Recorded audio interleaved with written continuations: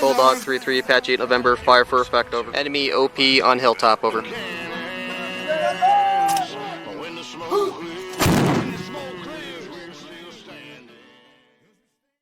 Welcome, everybody, to Everlasting Veteran. I'm excited today. We got U.S. Marine Corps veteran Ryan Roof eating his crayons over there. Oh, Put shit. those away, man. It's not snack time. My Come bad, bro. I didn't realize you were starting like that, man. Hey, what's going on? Hey, he's got Every Day is a Saturday USMC podcast. Great, amazing individual. My brother from another mother, Bryan Roof, is in the house. I am excited. What up, man? I am excited to be on, brother. Yeah. Shit, you know, and it's Ryan and Brian, bro. It's just, and we just mash, you know what I mean? I know. Straight up separated from birth, bro. I mean, separated from birth. He's on the East Coast, I'm on the West Coast, and we're just doing things.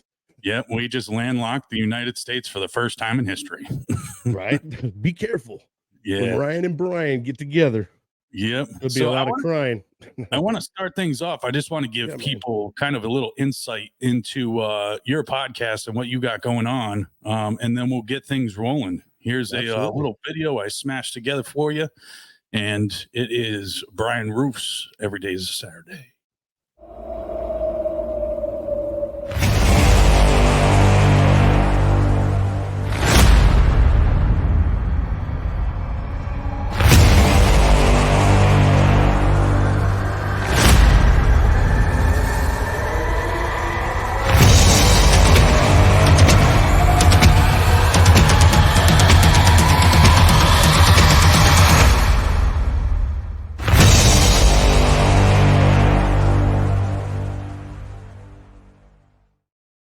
All right, man. Love it, man. Yeah, family, man. You're so good with your videos, brother. I mean, try every time. I love it, man. I try. Yeah. So, how's everything going? You got your family, you got the podcast, you got the Chow Hall Talk thing going on, and the Gunroom Radio. How's everything going with you? Man, I can't complain, bro. I mean, you know, things are going amazing, and I didn't realize what a podcast would do to your life. And you know, not just, you know, meeting great people, but healing for yourself too. You know what I mean? Just getting that opportunity to have conversations that you don't always have, and putting you back in touch with people you may have lost touch with. You know what I mean? So it's a great thing. And I just came off of a weekend. I went to Hero Stock, which was a big veteran thing. And my gosh, man, everybody there, all the veterans that made it there, it was like a family reunion. And that's all because, you know, the podcast. You know, I met all these people through podcasting. I met you through podcasting. You know what I mean? So it's put me in touch with a lot of great people, man. So I got to say, I'm riding a high right now in my life where, you know, I'm finally, you know, things are really starting to click for me, man. And I'm starting to realize a lot of things about myself, and just, you know, in life in general. You know what I mean? So I got to say, since I started the podcast in general, that my life has changed, and I've awoke, and there's so many realizations that have hit me since I started, just because I've talked to so many different folks, I guess. And then when you get a lot of different perspectives, it sure opens the mind, man. Yeah. Yeah. And I think it also taps into the creativity side of our brain, you know, because every single episode you have somebody new. So you want to try to change it up.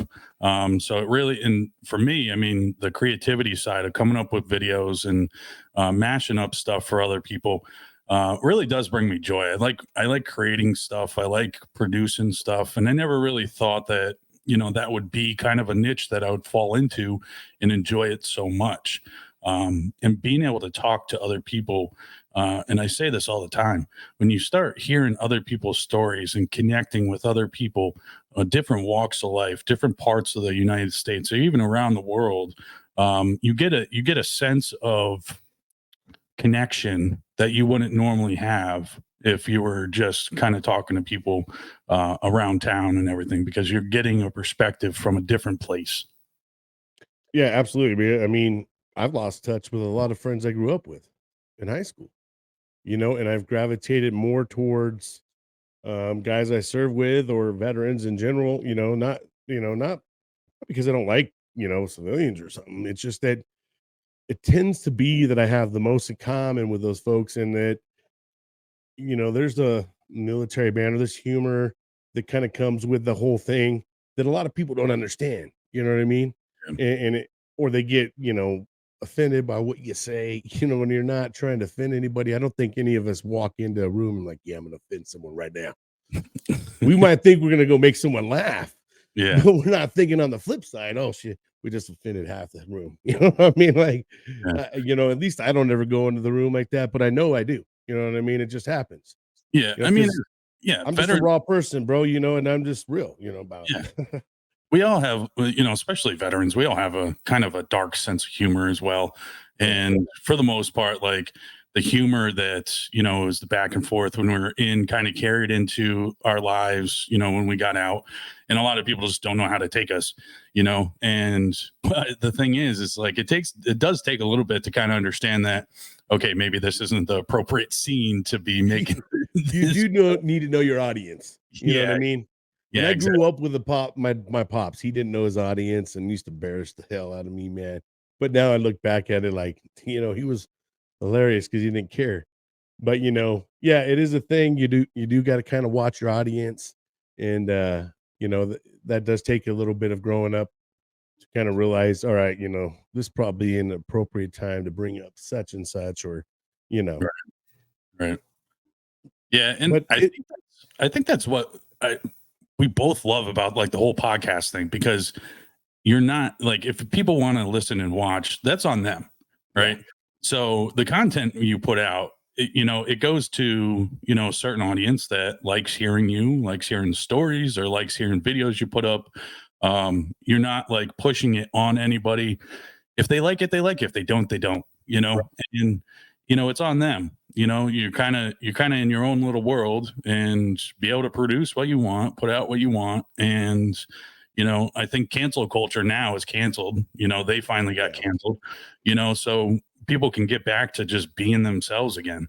Well, the great thing about podcasting, bro, is you have the ability to go through all the motions in one show, man. You can go from laughing your ass off to something like kind of like, oh shoot, gets real deep, gets real Yeah. serious, and then you turn it right back around and you're off to something funny again. You know, that's kind of the great thing about podcasting, man, is it's a wave of different emotions. And you can kind of go through that all in one show, man. I mean, with one guest, because everybody's had a story, and me particularly, I haven't had the best story in my life. I've gone through a lot, as a kid, and then, as adult, it kind of just translated again. And then but I've learned to kind of live life more on the humor side.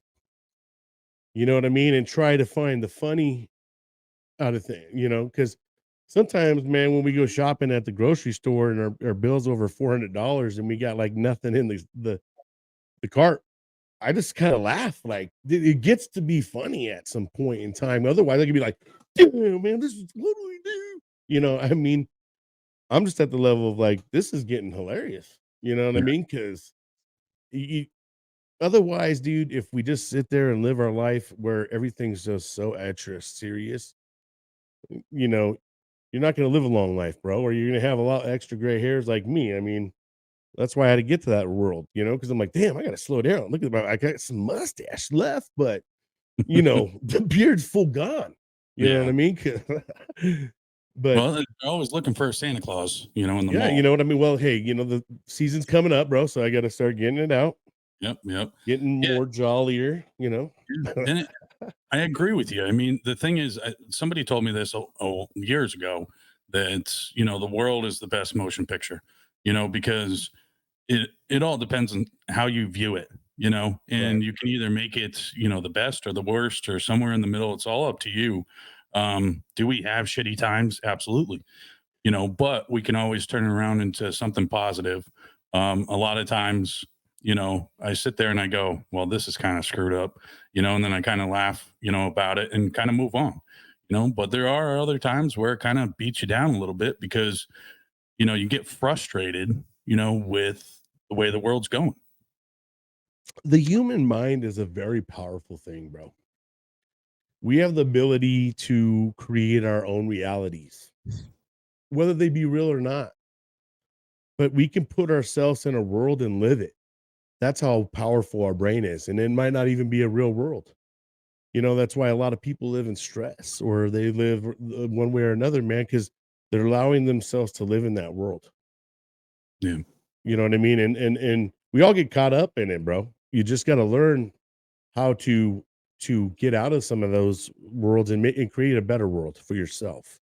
And understand, man, life is definitely not going to be a perfect ride for anybody. I don't think there's anybody that out there that has a perfect ride in their life, but I think that a lot of the people that have suffered or been through something tend to be later on, hopefully, the strongest person. You either get broken by what you're doing or you get really strong by it. Mm-hmm. You know what I mean? And I just, I've always had that never quit mentality in my life. I may hit block walls, but I'll fucking hop over them. Yep. I'll start sledgehammering them. You know what I mean? You Yep. can't stop, man. You know what I mean? And that's the thing. I think a lot of us we get defeated and we're done. We like, I don't want to do that no more. I lost. I can't do it. It just takes too long. It's not working right now because we want Yeah. instant gratification. You know what I mean? Yeah. But Yeah. there's a master in life when you can learn how to control your life in a positive manner and not let negativity rule. You're gonna have stuff come in, man. Negative always comes. I don't care who you are. Absolutely. You can wake up and spill your milk as you're getting ready to do your cereal, and that could just piss you off. You can, then you stub your toe on your way up to the stairs, spill your coffee all over your shirt when you're getting ready to go to work. You know what I mean? At that point in time, you have the choice. Am I going to let this ruin my day, or am I going to say, you know what, it's just a hiccup. We're going to keep on rocking and let's go. There's some people, man, it spirals out of control for them. Oh yeah. Oh yeah. Yeah. We'll get into the world's toughest ride in a little bit. We got some videos to show. Yeah. How's things going with the family? How's things going? Very good, man. I mean, when you got a blended family like myself, so there's mine and hers and ours situation. So I have two previous kids, a daughter and a son. And my daughter, she's in her second year of college. My oldest son, he's he's doing all right.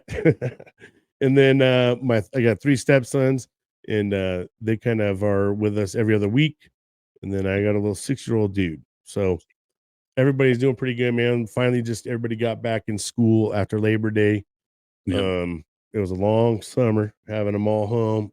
The 6-year-old and the youngest stepson, they really like to get at it. They're about 6 years difference.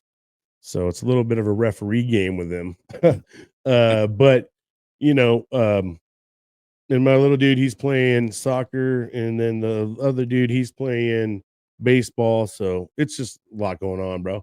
And then Nice. my daughter, she's heading back to college. She's at UC San Diego.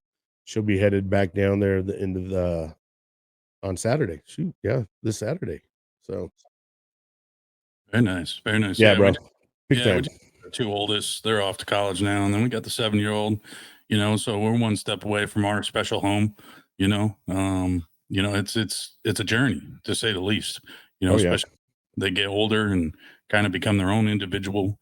And you say, well, you're an adult, see you later. Call me if you need anything, it's a crazy journey, it is crazy to see the different personalities that you deal with, and they're all raised by the same people, Mm. But as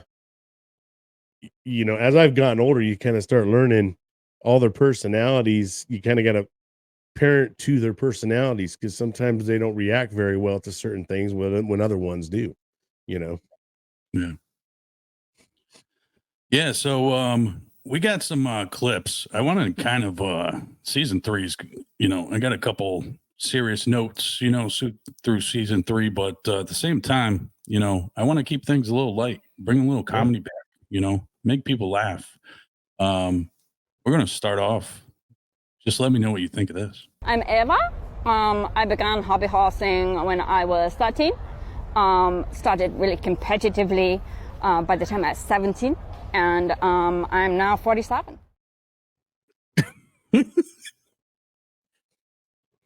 Competitively? Yeah, dude. I've seen that whole clip. Man, that lady. Don't worry, I got more of it. Oh yeah, I got we more. got to see the whole thing. But I wish you could see my reaction when I was watching that, because I couldn't help but laugh. I'm glad I wasn't taking a sip of water at that moment. Was she being competitively? Like, Listen, there is a sheer will and drive of athleticism that goes into hobby horsing. All and right? dude, her eyes are just. I mean, she looks serious. She's ready. Oh, she's ready to You go. know, like she's got the eyes and everything, bro. Like competitively for what did she say? How long? Since she was 13, she's 47 now. Wait. It's something she never grew out of. Show you the athleticism that goes into this. The friendships are strong. Dude, I can't. Just the angle of the camera. I can't. Every time I Man, see, you know what's sad is, like, I remember doing that as a little kid with my cousin, man. Like, you know what I mean? Like, we had our little horses, then they had a little stirrup and everything, bro. Like, but this lady's, I don't know, man. dude, it gets better. Hold on. She's always surrounded by women. I like to be surrounded by. I like women. Obviously, this is my main horse. Really, as they say in America, my ride or die. This is grandmother. I named her after my grandmother. Dude, How many does she have? the athleticism. Oh man, dude, there's a form. She had form and everything. Yeah, form and everything. Okay. I mean, you can't that you can't just do that overnight. That takes practice. That is a dedication. Is the key word. I gotta say, there's a little talent to that, bro. I don't know if I could point my toes like that. But listen, she's been compared to some of the greats. It is a real competitive sport, like any other sport. Say, bowling, rollerblading, football. Some people try to understand. I try to explain to the Americans, I am the Michael Jordan of Finland as far as competitive hobby horsing goes. I can't. I am the Michael Jordan. I can't. That video. You know what? She's right, dude. She's 100% right. She is. I mean, she probably is.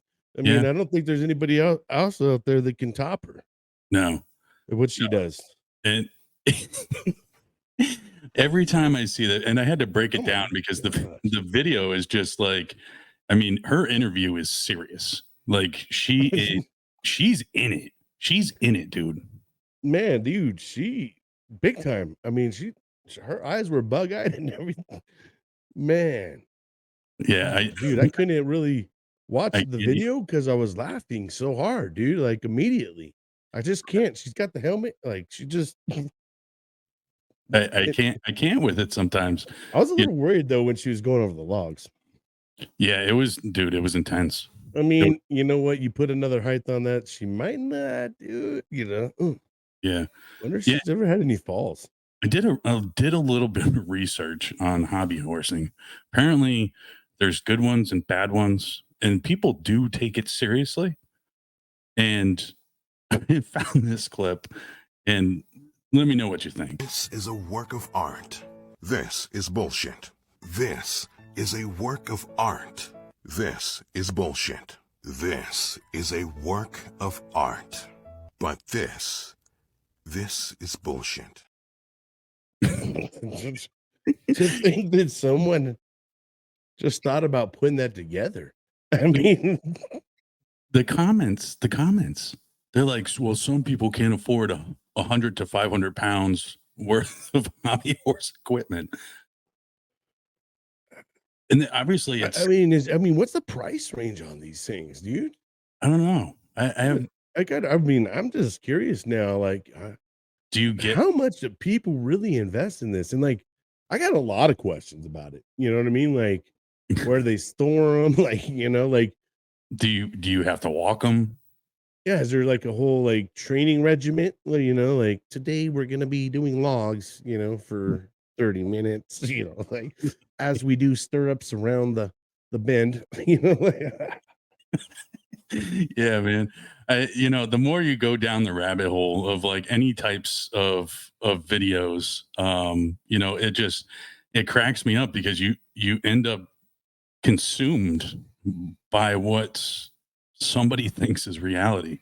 well, And good for them at least. I mean, I guess, they found their happiness in life, but for me, I'm just looking at it like, wow, that's like, like someone taking the Hot Wheels and being and driving it around and all the time and being like and dressing up like a racer, it you know what I mean? Like now we got hobbyists that took their toys and turned it into something. All of a sudden the Hot Wheel dude over here with his race car and like, yeah, man, the Dale been her smoking people forever. Marlboro's calling me for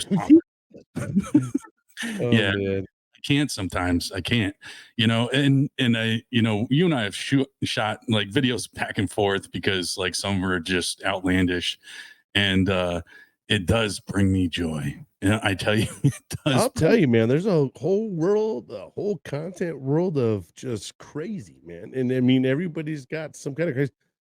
Dude, I'll watch some. I'm kind of guilty at watching some weird stuff myself. Like, even like on TikTok, dude, I was scrolling and there's these dudes that take these clams and these pearls and they just sit there and I think they're Asians mainly, and they're just sitting there like, you want the toy, and they're just sitting there trying to sell the pearls off to everybody and like, oh, you want the big one. And then they get the big one and then they're washing it off. And I'm just sitting there watching the whole thing, bro. Like Yeah, watching them shine the little pearls.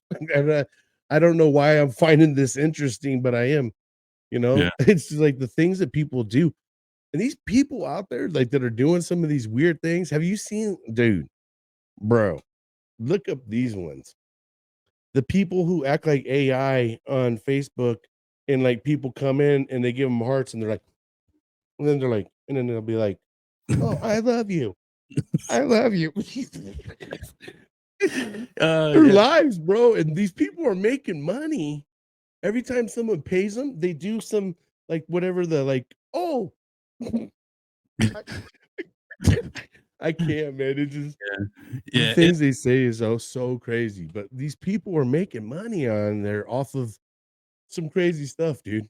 yeah, People just acting like AI on a live for yeah, people. yeah, yeah. And it's it's funny, but at the same time, you think about it, and you kind of dive in depth in it. It's like that's a true mental health crisis. Like people that, especially the ones that identify as an animal. Like, I mean, let's be real. I mean, if people have their weird ticks and whatever, but You when, know, go I ahead. gotta say, 2020 created a lot of weird stuff where people just started making money off of weird things. Like Oh I'm yeah, telling you, that one, there's dudes that like sleep, and then every time someone pays them, it goes up, there's a crazy alarm or water splashes on them. I mean, it just people found weird ways to make money. And then it just really started to really show like, holy shit, we got a big mental health crisis thing out there, man, because all these people are losing it. yeah. You know what I mean? Like, We and talked we're about entertained by the losing it. You know what I it. mean? We're all watching it, like, Yeah, oh hell yeah. It's like, you go in these weird videos that we're talking about, bro. We sit here, we do like veteran interviews and stuff like that, man. Get lucky if you get, 100 views. right. Bro, these people are out here just doing the weird. like I watch this guy, he has the hottest chip, hottest gummy bears, and they're like every time they pay it or whatever, it takes off time. I mean, there's this whole thing that he does. But dude, he found a way to make a lot of money, and there's thousands of people, and they're just watching the most craziest thing. Yeah. I'm like, yeah, man, what are we doing wrong? I know. Like I know. we got It's to get weird, I guess, to start doing it, man. Like, it's absolutely crazy. Like what the world will make go viral is like you never know. You know, right? Yeah, yeah. and, it's Just kind like of that Oliver Anthony guy. Bro, he's been singing for a long time. Man, he just all of a sudden sings one song out in the like the sticks, and it just hits. Everybody just loves it. And the dude's like, now he's struggling with trying to keep all the industry off of him and stuff like that. yeah. It's just He crazy. almost reinvented the national anthem. That's how popular it is. No, Like I know. mind blown. Like, Overnight sensation, dude. Just like yeah, where his thing went multi-viral. yeah, he never had anything on the charts, and he came out and it's number one. Only song he's ever like put out to the world. Boom, number one. How can I do that? What do I can't sing, so that's out of the question. But how do I do that? Like you just put stuff out there and you just never know sometimes like how popular it's going to be. Yeah.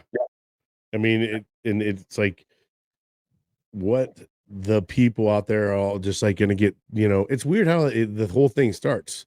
It just starts when people like a video, and then all of a sudden everybody starts liking it. It goes to the whole thing how we are, man. I just think we just jump on trends, you know what I mean? And we kind of go along with the flow. Oh, everybody else, yeah, that's awesome. You know what I mean? Yeah. And But some of them, I'm like, I mean, there's things out there I'm just like, ow, ow, ow. yeah. You know But what I mean? complete opposite, like Gary Busey, and just be complete opposite of everybody else and be Gary. And it goes absolutely viral. Like I know. this. Yeah.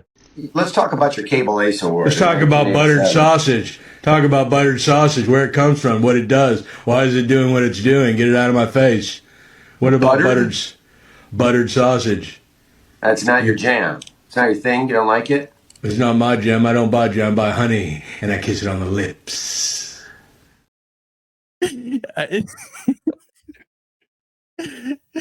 He kills me, man. I ain't gonna like Gary Busey. He kills me, bro. Dude, so outlandishly out of this world content. Oh my God. And it's the most viral Gary Busey thing right now. Let's talk about butter sausage. How about that? Yeah. And he's like, "What? That's not your jam?" He's like, "No, I'd buy honey." Lips. It'd be just, bro. Like this guy tried to go left. He's like, "Hey, no, we're going hard right." You know what I mean? Yep. I'm going about face on this conversation right now. Yeah, no, yeah, like no, son. I got a different way for this interview. We're gonna talk about butter sausage. You just Man. you gotta laugh because I mean all these videos that are coming out, like even interviews like this, and other outlandish other videos, Now when he's appropriate. either the most wittiest dude and like on point, or he's just really out there right now. You know what I mean? Like, because if he's doing that like on purpose and everything else, that's pure genius. But if it's just, he's just like, he just his brain just is now wired that way. It's like he just talks about whatever comes through the wire line. He's just like, oh, buttered sausage. Yeah. Yeah, it's like all of a You sudden just said jam? Oh, I know. I don't like jam. I like honey. yeah, on the conversation, he's just just completely going a different direction. So yeah, for sure.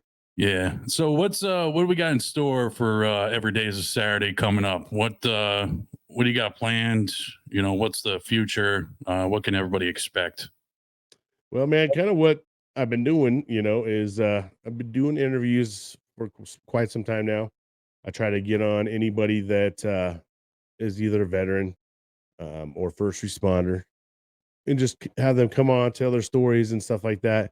The stories, I mean, every day is a Saturday, USMC veteran. It's kind of branched out into segments now, where now like on Mondays I drop episodes, Then I have Wacky Wednesdays on Wednesdays, which is the live show that I do.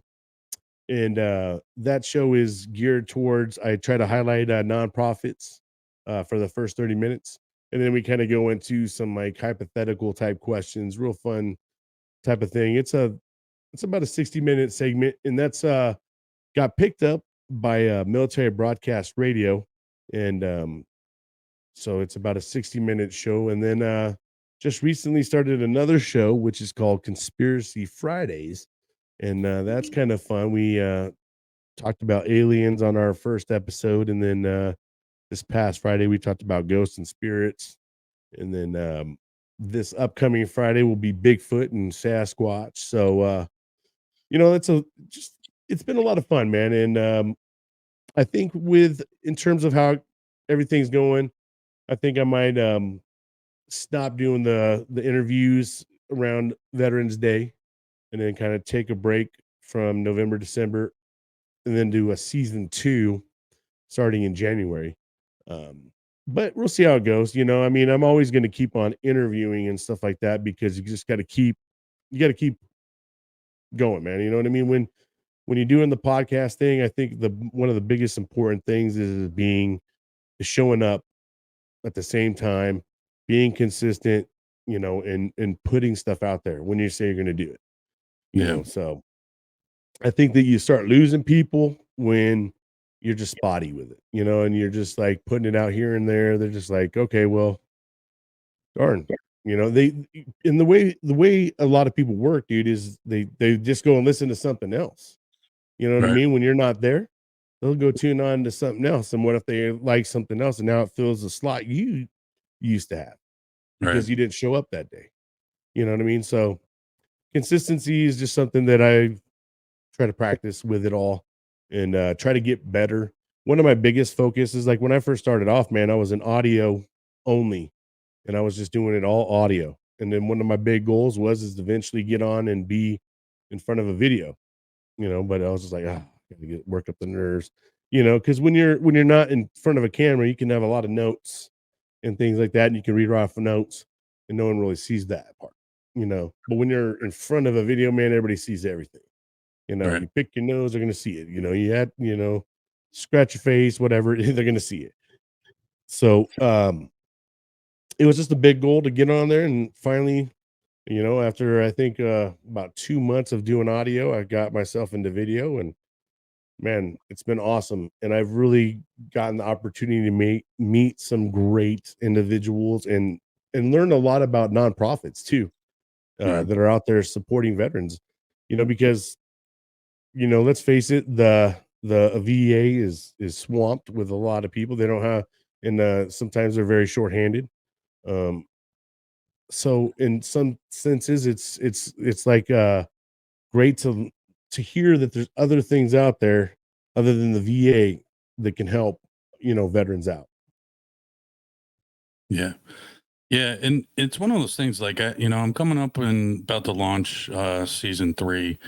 And, for me, I mean, a lot of people don't know, I have a full-time job. I realtor on the side, podcast, then real world kicks in, husband, father, activities with, the family. And like season 1 and season 2, trying to implement, episodes in there and then still doing everything else. It became overwhelming at times. And so I kind of changed things around a little bit, of giving myself a little bit of time to be able to record a bunch, edit, and then start, just having them on standby to drop, on the date and time in which I put, which has been immensely a lot better than how I was doing it before. And it was funny. I was talking to my friend the other day. They're like, "Oh man, your production's pretty awesome. Who you listen to, who you watching." I'm going on, I'm going to be ending, season 3 at the end of this year. And I have still yet to watch or listen to like a full podcast episode. I started a podcast and I would see short videos here and there. Never really talked to people about how they got things going. And, you know, the struggle was real at first because I'm like figuring out on my own. But at the same time, it was kind of rewarding because I'm that type of person to be able to, you know, be like, hey, I figured this out. I like working problems, gives me a purpose.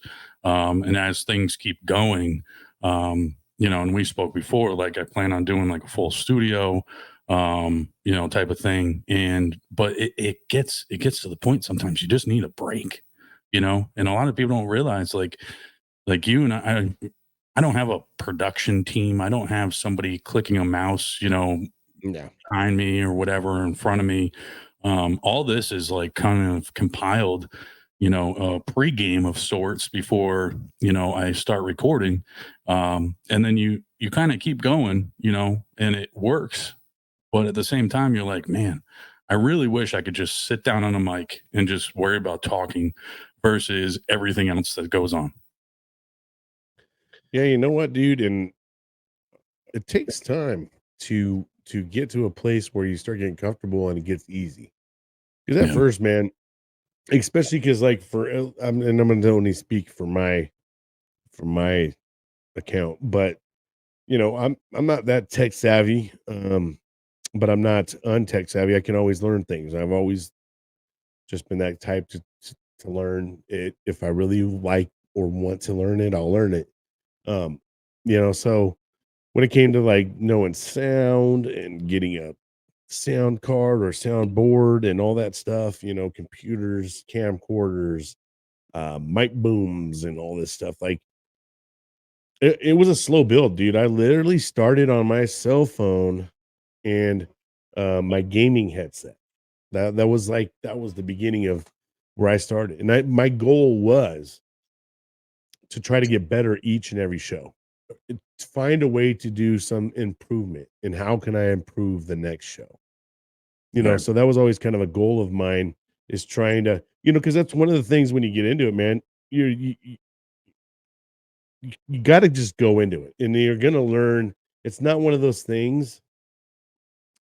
You can go watch a lot of YouTube stuff and all that, but there's a whole nother thing getting in front of the mic, in front of the camera, and then realizing there's people out there that are going to watch you or whatever, you know.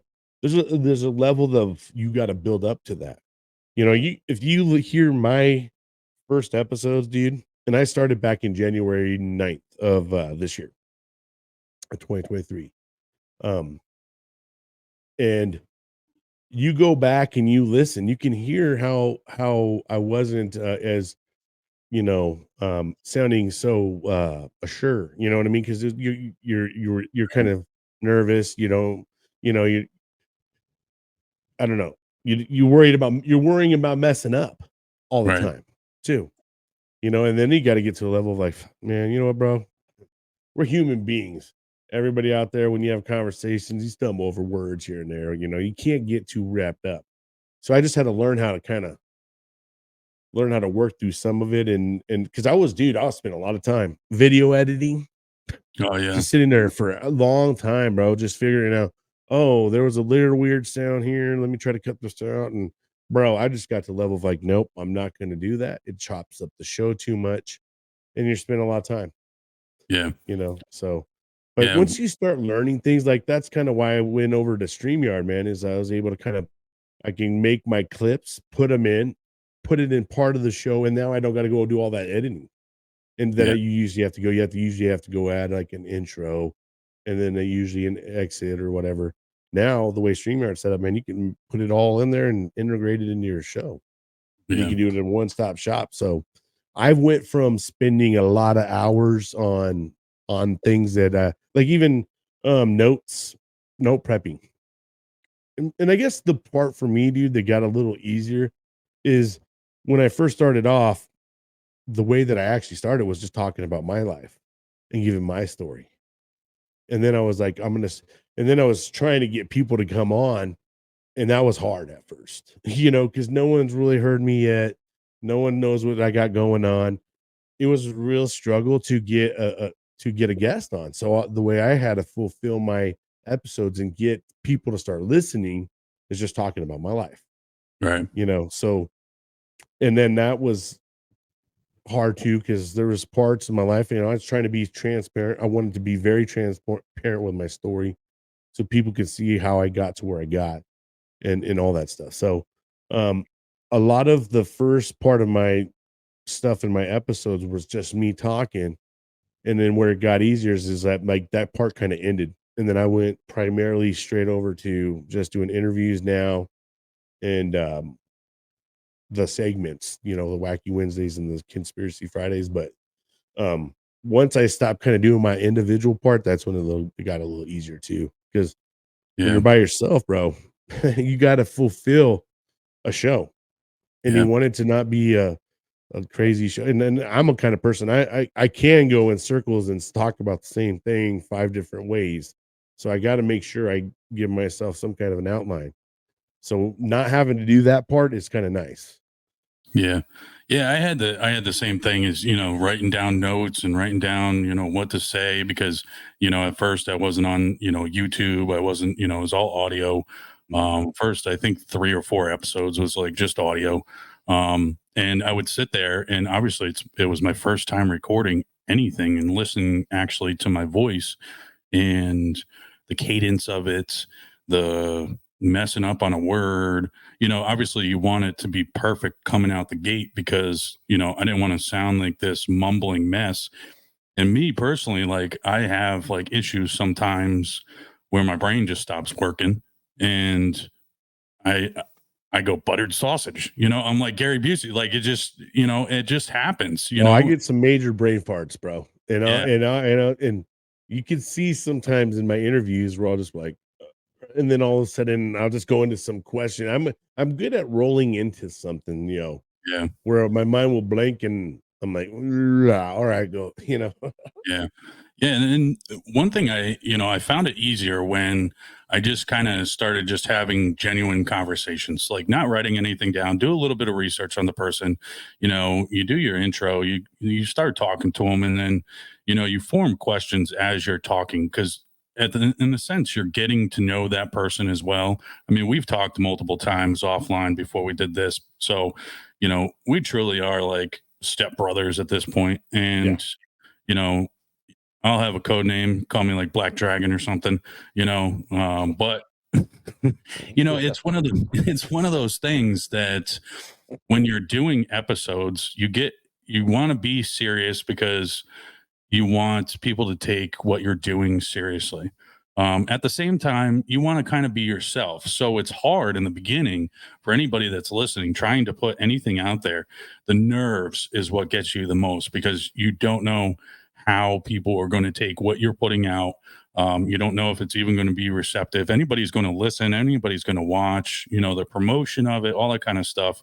And you do have some people that are hardcore podcast listeners that expect a A certain thing. level Yeah. of professional production, where a lot of these top podcasts that are coming out, they just go and sit down on a mic. They have somebody else, sometimes even writing what to say. Yep. They literally just sit down and get behind a mic and start spewing stuff out, and they just have the voice for it.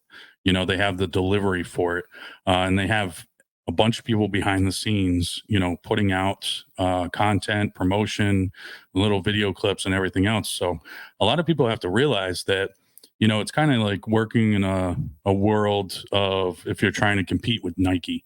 You have people that have been around for years. You have people that have been podcasting for years, and they have a full production team behind them, and it's very successful, and they do a great job.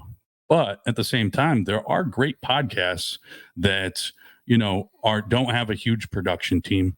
They have great content, and that's the biggest thing people don't understand is, if your content is kind of boring and mundane all the time, you will lose followers, unless you want to stay in that niche, and that's your niche. That's perfectly fine. There's nothing wrong with it. But if people want to expand, spread their wings, you have to have, not just, and that's when I started Everlasting Veteran. I said to myself, I am not going to stay in a niche. Whatever content I put out is going to be what I feel like for that season. and it can be all over the place, from a serious episode to not so serious episode and everything in between, because that's just me, and I don't want to be held down to a niche, and That's kind of why I broke them up into some segments. So that's why there's Wacky Wednesdays, which it's got its own different attitude and it's got its own show. Same thing with Conspiracy Fridays. It's got its own niche and it's got its own, and it's gonna affect everybody differently. Some people, not everybody's into hearing veterans and first responders talk about their stories or hear two military members talk in general, because sometimes we have a lingo that a lot of sometimes people don't relate to, you know what I mean? But they may like my Wacky Wednesdays where, it's about the nonprofits, but then we get into like a hypotheticals and we just kind of have fun and everybody's just being themselves and we're joking around and it's just a hangout, for the next 30 minutes. And then you got the Conspiracy Fridays, which is us talking about if you're into aliens. Well, hell, we talked about aliens our first show, you know what I mean? And if you're into ghosts and spirits, we talked about that. And we're gonna keep going down the list of all the different rabbit holes that are out there. And and so I've kind of opened it up too, man, because I didn't want to get stuck in a niche and just sell my soul to that niche. And then, it I think that when you're in the podcast world, when you go and you make episodes, you some people are like, they want that instant, like, oh man, how many people are watching me and stuff like that. You kind of got to go into the whole thing for yourself. Yeah. And it's got to be for you. You know what I mean? And I think for me, the intent for me when I went in was I never imagined to be at where I'm at with it. And in my big time, no, hell no, probably like not even close. My following is very small, but I get that it's a steady growth in it and it's organic. And I'm not out there paying money. There's people that there will pay to go get followers, pay to have listeners. But then if you look at their stats, they don't add up. You know what I mean? So you can always kind of see when someone's fluffing their stuff versus actual organic growth. Because organic growth, the numbers match. Right. The fluff, you can see the fluff because the fluff don't match. You know what I mean? It's a counterbalance. So I want to have real people. I want to have that authentic group of people out there that want to be a part of the community of, what we got to talk about and what was going on. You know what I mean? I like to have, if it's 20, or even a handful of listeners only, but if they're showing up every week to listen to my stuff, that's good for me. You know what I mean? I don't need to be a Joe Rogan. That never went into this to go be Joe Rogan. I'm Bryan Roof, and wherever it takes me, I'm in for the ride. You know what I mean? But I'm not gonna, quit or whatever. The friendships are strong. That kind of right. I'm not gonna allow myself to get discouraged, and stop doing something because, I don't know, it's helping me. And until it stops helping me or, and it becomes more of a chore or something, then I'll be like, all right, you know what? On to the next thing. You know what I mean? But right now, man, I'm having a good time with it. And then I'm not even a year into it. And you got a great logo, every day is a Saturday, it's a good little catch, name, and the logo's great. And, what you've been doing is awesome. Content's, awesome. And, the whole alien thing, the whole like ghosts and stuff like that, that's a realm that people don't realize how big like that following is either. And that's a rabbit hole in itself. Like it just one or the other, just pick one and you can go weeks of going down a rabbit hole of aliens. And mind you, if you start doing that on your social media, that is going to be what you're going to see all. So that's what I was just going to tell you, bro. What do you think my everything has been lately, dude? Just conspiracy. I'm like, oh man, there's another hole. Like oh yeah. You know what I mean? Just like I didn't hear this one. Like dang. But yeah, that is. I was funny that you said that, bro, because that is exactly how it is. My feed is just full of the conspiracies now. I'm just like, all right, well, bring them. And all I do is I share them on my we have a little conspiracy Friday page on Facebook, and I just sit there and I share all the conspiracies right on there, and I love it. It's like feed me more. There's so many out there. Right. Like, the whole thing with Lahaina. That's a whole conspiracy, dude. Like, I mean, there's just all these I don't know. Don't get me on the rabbit holes. What's the most interesting conspiracy theory that you've come up with so far? I'll be honest with you, man. We've the first two that we've kind of hit on, aliens and ghosts and spirits. Um, it's like I've always kind of been in the middle of the road on a lot of stuff. But when you start seeing so many different things and then like actual it's hard, dude. I don't know, but for me, aliens and the whole ghosts and spirits, I feel like there's some relation there. You know what I mean? So I thought it was good that we kind of went on those, but those kind of right there are really just always interesting me.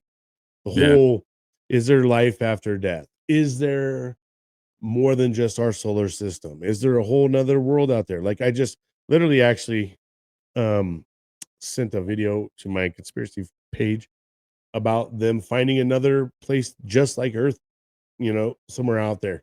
So, it's very interesting when you start to think like, and I didn't really know this until I started kind of doing this stuff, is that we're only monitoring like 10% of the space. Right. That's 90% of space that's left unknown. There's got to be more out there, bro. For us to think that we're the only ones out here, it's hard for me to believe that.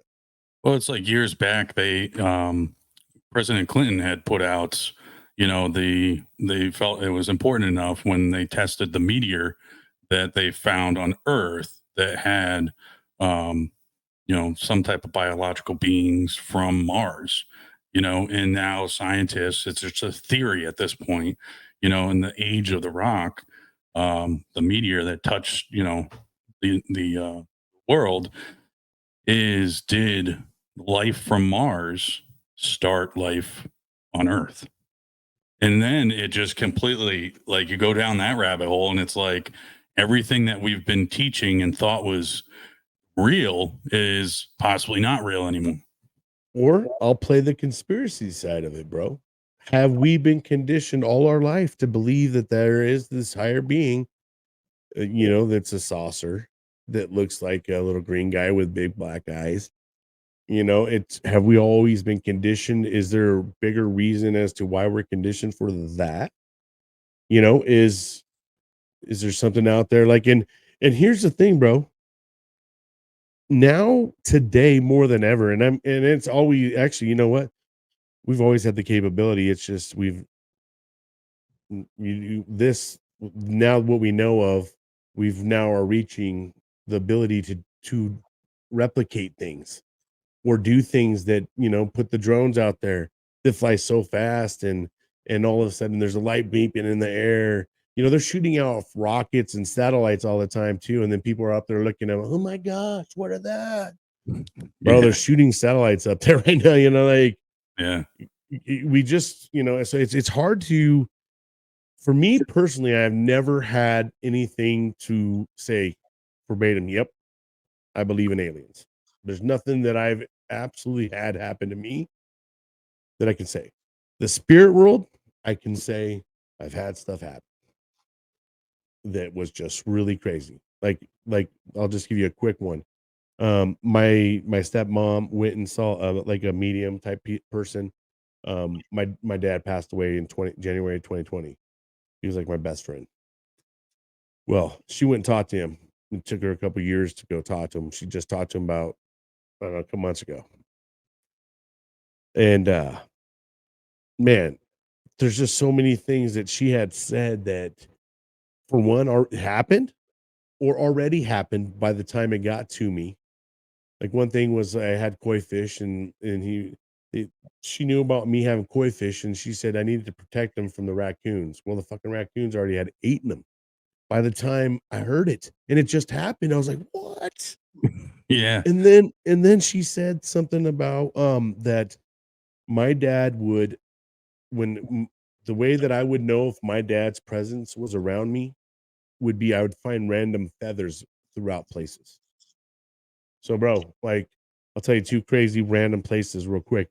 One was I'm at the movie theaters, waiting in the concession stand to get candy, popcorn, all that stuff. Got my little dude with us, and he knows about the feather thing. He looks over, dude, right in line next to us. There's a feather just sitting there. My son's like, it's grandpa. It's grandpa. I was like, what? That's crazy. Then the lady said that I would see flickering lights and stuff like that. When we get into the theater, bro, and all but one light is flickering, and it's weird. It's just crazy. And so another time, that's one instant. Another time, there's a lot of times, but I'm just gonna give you two that are kind of really crazy. Because the ones outside, bro, yeah, you could just say, well, you're outside. But these ones, I was like in places where you would not just see a normal, just regular feather. Right. My wife, mind you, too, this is another thing. On our bed, dude. My wife's sitting there, she's folding the laundry or whatever. And all of a sudden she just pulls this feather up and she's like, babe, look at this. And I'm like, what the hell? And I mean, dude, she makes the bed every day, when we get up and all that stuff. So like, how does a feather just end up in your room on your bed? You know what I mean? So I don't know. Those kind of things were just either so coincidental now that my sense heightened to Right. feathered because the lady said that, or is it like my dad is trying to really show me like, hey, dude, I'm still around, man. You know what I mean? But I'm in a different place or something. Yeah. I don't know.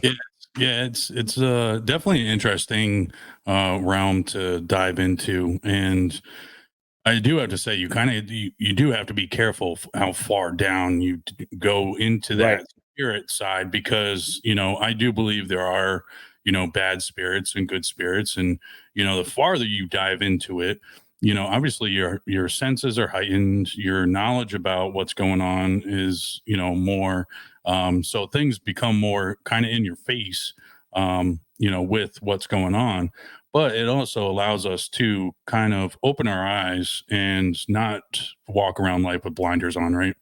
Yep. So I think some people, I mean, our family is spiritual on our side, my wife and kids and everybody being Native American and stuff. So we do have that sense, and there are times where you're like, you get woken up, you have like a knock, and it wakes you up, and I went to somebody and talked to him, and there was some stuff they were saying, man, there was no way she would have known, and you kind of like sit back and go, huh, and then your heightened senses, kind of uh not heightened senses, but you're more observant of what's going on in your day to day, and you're able to kind of pick up on those little cues. So I think it is true. I think it is, on the spirit side. Alien side, I don't know. I don't know.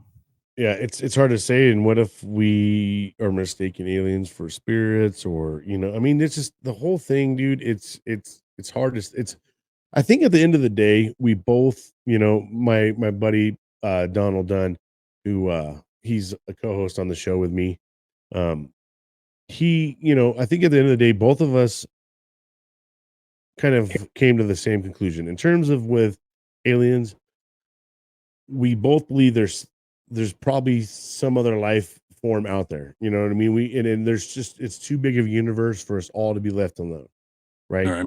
I mean, there could be a whole nother replica of Earth somewhere, dude. Like, I mean, who's not to say that the sun's kind of like the center of different solar systems or something? You know what I mean? And we're just rotating with it. Um, because, dude, even now they've found out like a lot of different things that we were always taught back in school about space. Things are now changing because they have the abilities to go check these things out with all the technology that they've come out with. Yeah. But and then in the same thing with the spiritual world, we both believe that there's good and evil. You know what I mean? And like you said, you got to be careful. I've messed around with that stinking Ouija board before and being told not to. Yeah. You know what I mean? Always don't mess with it. Well, we Mhm. tried it. And man, my dude started having blood just come right out of his nose. You know what I mean? And it's like, Right. all right, bro. You know, and I hear you. I ain't messing with that son of a bitch no more. Like, you know, like some of that stuff, dude. Like, I don't care who you are. If you want to mess with it, that's on you. But for me, I choose not to really like open up a can of something I don't want to open up. You know what I mean? Well, I think, we talked about it, like the pandemic, really scrambled everybody up and spit them back out. Do you think it's a possibility that people, because of the pandemic, that weren't actually people are actually aliens, and it screwed them up so bad, it put them in a hard reset. Now they don't know how to socialize. Boom. I know. But dude, there's a lot of things that you can think about in terms of that because it has been said before that not everyone here is human, dude. But I mean, and I mean that you could take it wherever you want to take it there.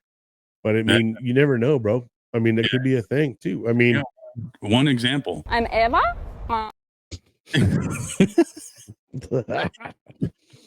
I mean, we you may know what's crazy though is she was already pre-COVID, bro. So Emma was pre-COVID. Yeah. I think maybe COVID probably screwed her sport up for a second. Yeah. She had to learn how to do it inside the house. Like, okay, we're gonna move over the couches and Yep. Clear it out, dude. I can't get enough of like get the arena going. I'm ready. Yeah. And some of the other videos you watch, like it does, some of the stuff is like high jumps, I went down the rabbit hole for like 2 days straight. They literally have a competitive arena with high jumps and everything else. Yeah, you dude. know I'm surprised you didn't. And maybe you already seen it, but there's one where there's more than just one person. There is a whole bunch of them doing it, and there's people watching them like it's a straight up horse show. yeah, and it was funny to me. I was looking at some of the other videos, and people that actually do ride. There was, let me see if I can find it. There was like some videos of people like, actually talking about, I don't know if I have it, but they're actually talking about real horseback riding. And I do have it. Ooh, I do have the video. Let me see. As I bring this up, I haven't edited it, so I just added extra ed on there, I think. I can't bring it up. Shoot. Anyways, so the video actually has like somebody that's got their leg in a cast and they got scratches on their hand, and then it shows them jumping over brooms. And they got like the words across, like, people don't realize how hard this sport is. And I'm like, what? I don't know why I can't bring this clip up, but it was like mind blowing to me, like how serious like people do take this. And it's one of those things. It's just like, are you kidding me?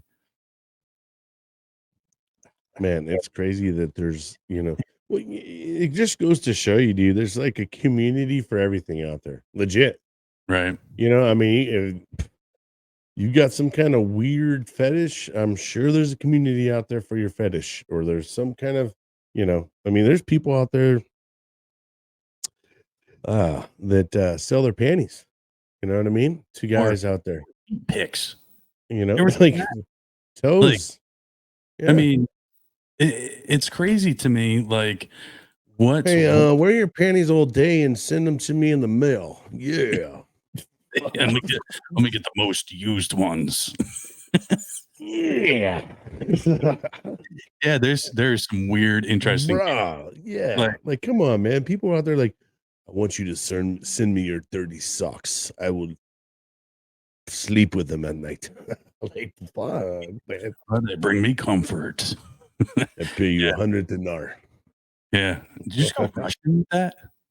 Well, I don't know, bro. Do not ever ask me to do any kind of replication of any kind of, mine just comes off like whatever. It might sound Australian Muslim. It could be Russian. It could be whatever, bro. I mean, my Hi, I'm Ava. Dude, we were talking about it before, like when changing The voice. and yeah. voice around. That was Dude, almost like an Ava voice right there, man. Maybe she has a voice change. dude, she had something changed. I tell you that.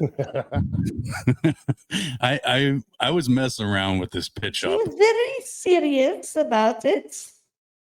I know. Dude, I had myself cracking up for at least a half hour, and it was just me sitting here. My daughter comes around the corner. She's like, "What are you laughing at?" Because it's obviously just going through the headphones, but it's the small stuff in life. And I had recently played that buttered sausage video of Gary Busey, and I hit that pitch up and was doing commentation as the video was going about being high on mushrooms, and this is the side effect that you No, man, that's the side effect like of some peyote or something like that. Dude never he took like some hard drug that never he's still on that ride right now. Like, Oh yeah, yeah. Right now, I mean, I tell you, man. he's on his trip still, bro.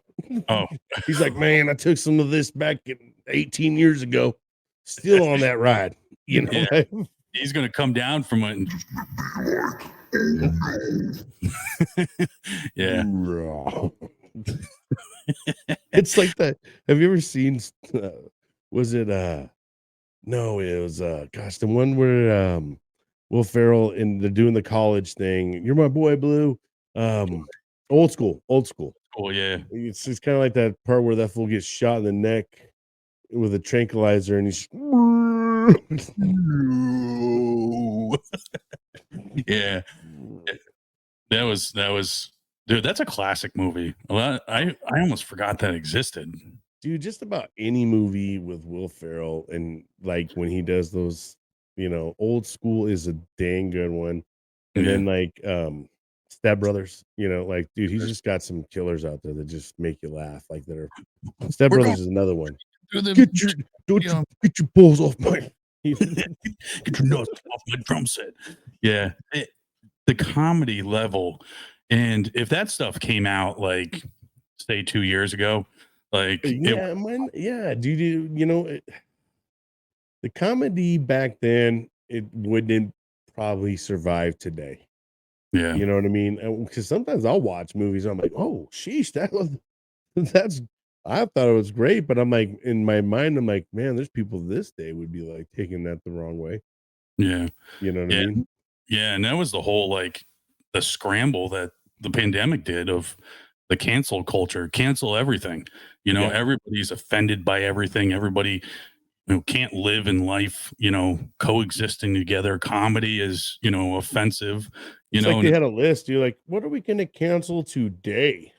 do you think There's a statue over there that I don't like. I'm going to go get it. Like, do you think down. town meetings, the cancels, they just call themselves the cancels. They just have like a town meeting with everybody brings a list of what we're going to cancel now. Yeah. You see that billboard over there coming down? Jerry's bringing it down. We're going to have a great conversation today. Yeah. I laugh at it, and I laugh at it now because before, it infuriated a lot of people. Because, and we've talked about it before of, who are you to tell me, what I can believe in, what I can listen to, what happened to the freedom of speech? You had that, what was it? New Mexico, the governor of New Mexico just recently tried to like completely disregard the Second Amendment, so you have like people in this world that literally just think they can do willy-nilly whatever they want to do. But if you do it, it's an issue. Yeah, man, the world has changed. The will to learn from one another has been the will to hate one another. Yeah. We used to be able to learn from one another and complimenting each other. Now it's like tear each other down.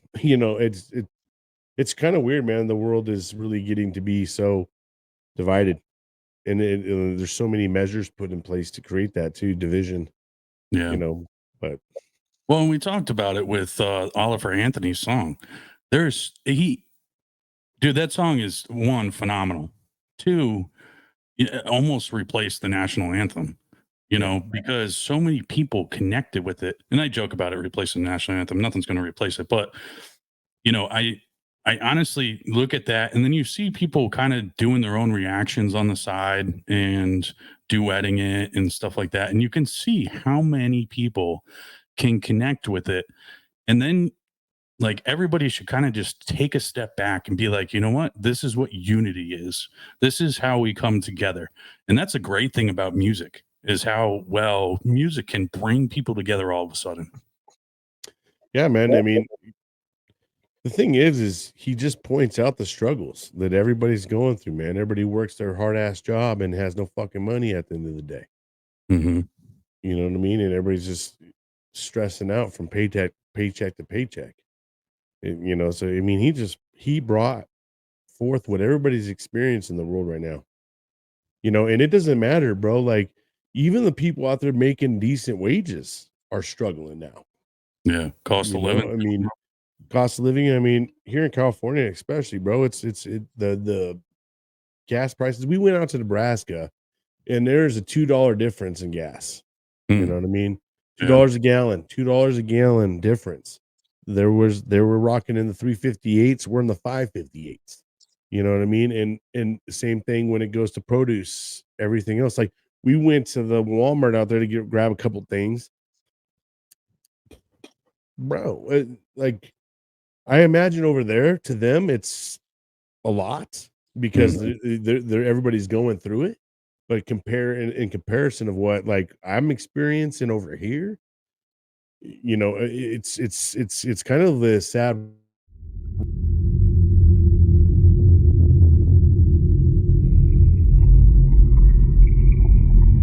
Your mic is muted.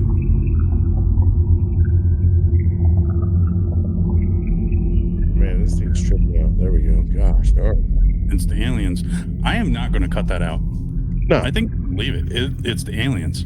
It's Big Brother listening in. They're actually trying about this stuff. It really does happen to me, bro. Yeah, they're listening right now, and they're trying to cancel us, and we're not even live. They're like, we don't want this to get out. Yes, this. There's my great impression. It always, for me, my accent either goes like Russian or Chinese. I don't know why. This will not get out.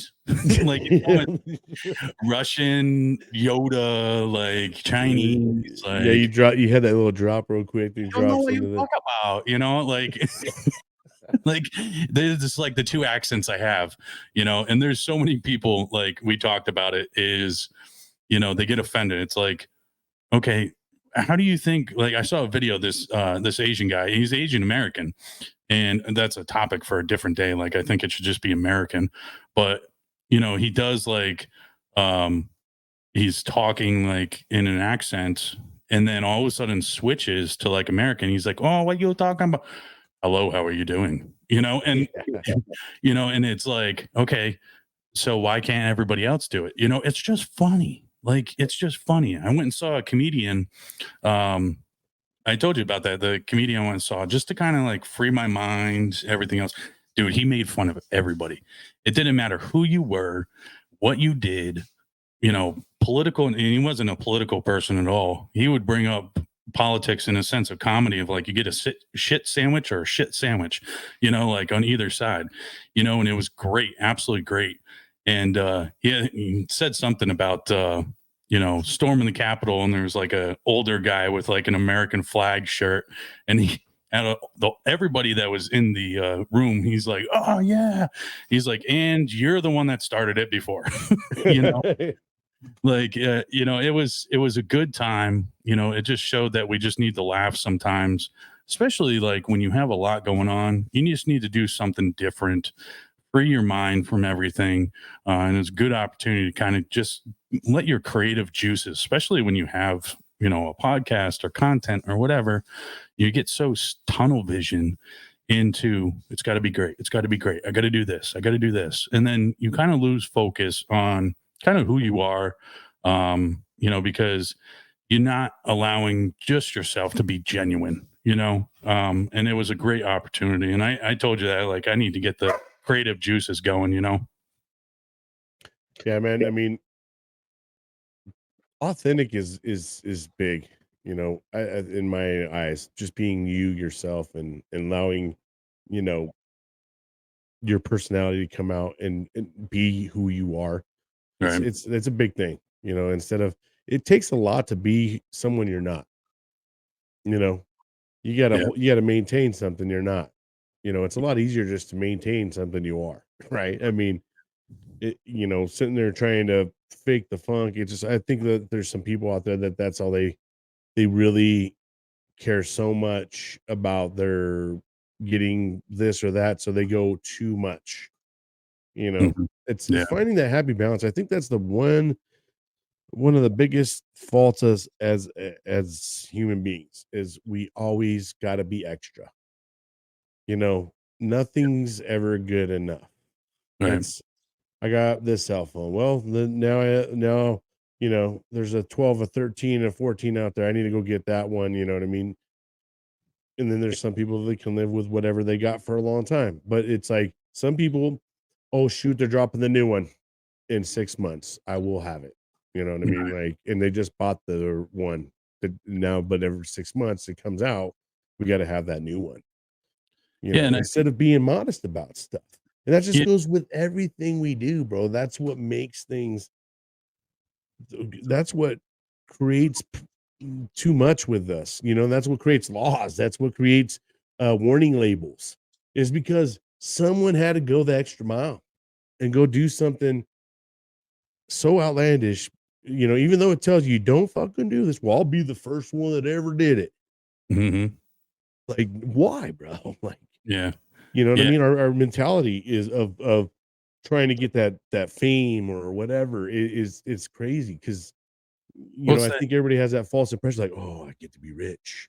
it's that At fake what rich. cost? It's that fake rich. You know what I Right. mean?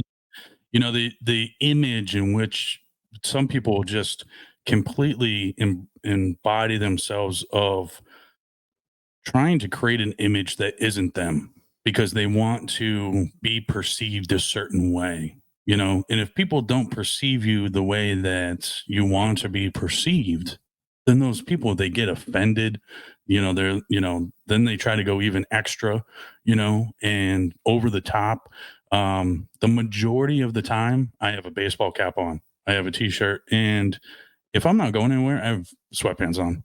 Like that, that's, it's comfortable. I'll go out in sweatpants, you Yeah, know, you but don't want to see what I'm wearing waist below right now. I mean, you know what I mean? I only have to show this much. oh, it'd be like this. I mean, I for a second saw this video and I saw you had no pants on, but you got great Well, shape. yeah, you could. Yeah, you look close enough. Yeah. Yeah. Yeah. You know, That it's, belly, good thing it's not as if it was a little bit more out, you probably would have thought I was naked. yeah. Oh, he's just wearing a shirt, that guy. Yeah. Hey, kid. It's your moo. Yes. Yes. Yeah. Moo are in, guys. That's a new thing. That's a new thing. Yep. Yep. Go to Men, your nearest Walmart today. yeah, men moose. Yeah. I think it's Let it just one of hang, son. I think it's just one of those things in society that, you know, people just, they can't get past, you know. They can't get past like trying to create whatever image. Oh Well, it's a man. culture thing that we you know, we've kind of done it to ourselves. You know, Yeah. take yourself out of America, go to a different country. It ain't gonna be the same. Right. You know, we do things differently here. We got our own culture. We got our own things that are acceptable. You know, I mean, and there's a lot of other countries that kind of look at us and try to mimic us, which I don't know what well, you know, why they would want to do that in some manners, but to each his Yeah. own. But All you know what I'm right. saying? It's just you know, I Yeah. don't know. You just see it, man. It's like whatever's catching, you know, whatever. So you see some viral video, and then Mm. you'll see 1,000 replicas of that viral video because, and some of them get near that many views, and some of them just don't. You know what I mean? Yeah. But Yeah. it's crazy. You just see how much people are, or the other thing, bro, that these ones really chap me only because It's stolen valor, if you ask me. But these fake videos of soldiers coming home and their families there, and it's not even real. You know, like you look at the people and their patches and everything, you're like, there's no way, dude, that's not real. You know, a I saw, colonel yeah, I saw, wearing, he's got a colonel stripes and then he's got sergeant stripes, and you're like, bruh, how is dude, he an that's a, officer? that's a Fucking space, that's a Space Force rank, right? yeah, it's Out of this world. The it's that new, sergeant, he's like, don't worry about this one. yeah, don't worry about this. This is the, I have to kill you if I told you why. yeah, you hold one rank in space and one on Earth. That's what it is. So that's, man. I saw a video the other day. You know, it was very popular when we actually were in the height of the war of Iraq and Afghanistan. You know, seeing the videos of people coming home to their families, you know, and you couldn't help those are real raw like emotions. You couldn't help but to get choked up at some of them. But now that we're not really in a conflict, and you have the people that have joined that want to try to still jump on that bandwagon, it's like, okay, they just got home from basic. Like, it's like you were gone for 6 months. Come on, like you were in basic training. Like, you know, I mean, granted, like maybe that's the first time they ever left their house, but at the same time, you can't compare that video or try to tag along with, you know, people that. And people forget that at one point or another, military personnel were deployed for more than a year. You know, they would, you know, get to the deployment, and then, especially in the beginning of Iraq, you know, they were being held longer, you know, and didn't know when they were actually going home. And then you want to try to tag on a video of, you know, my soldiers home and they just finished basic. You know, it's like you're comparing apples to salad, you know, like, Or there's it's just some dude that went and picked up a uniform from the thrift store, bro. I mean, these guys are out here just trying to get the clicks. It's all clickbait, yeah, because most of the time when I see it, they don't even look like they're legit served, bro. Like, it, I don't know why there's so many freaking people out there that think they can fake military when the people that are real and really went through it, it's gonna be hard to pull that crap over on them. You know what I right, mean?